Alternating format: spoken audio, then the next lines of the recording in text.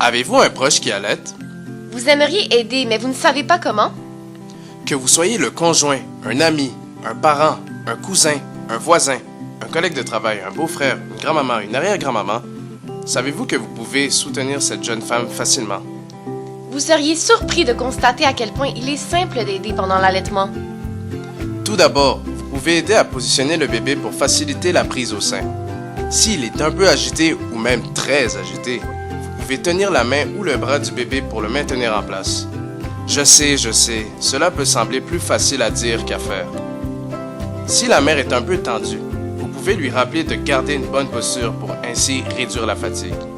Vous pouvez même apporter des coussins pour améliorer le confort. Également, il est difficile de se déplacer pendant qu'on allaite. Pour pallier à ces contraintes de déplacement, il est possible d'apporter un verre d'eau à la mère pendant qu'elle allaite, ainsi que de lui fournir des collations. Encore mieux serait de les mettre à proximité et partout dans la maison pour qu'elle n'ait pas à les chercher.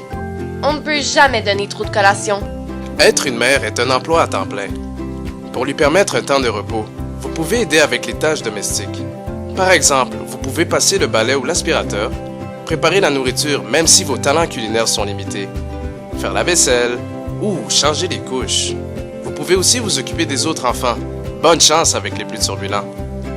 Si vous habitez avec la mère, vous pouvez être son bras droit et lui donner un coup de main. Par exemple, dans la mesure du possible, vous pouvez arranger vos horaires de travail pour être présent la nuit. Ainsi, vous pourrez aller chercher le bébé dans son berceau la nuit et le porter à la mère lorsqu'elle se prépare à allaiter.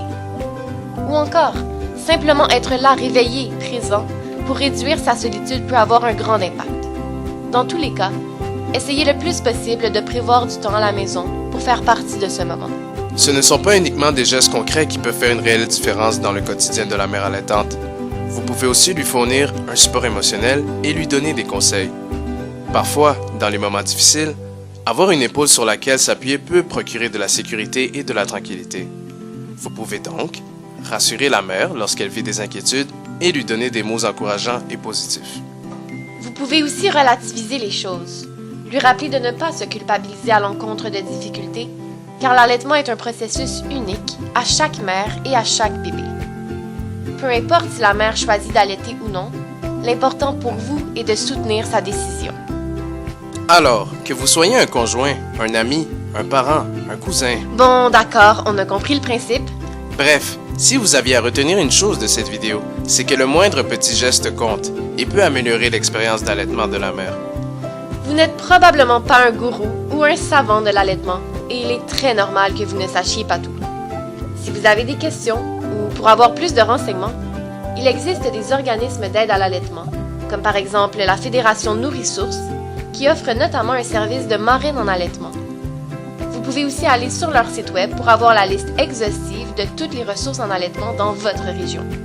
Sur ce, à vous de jouer.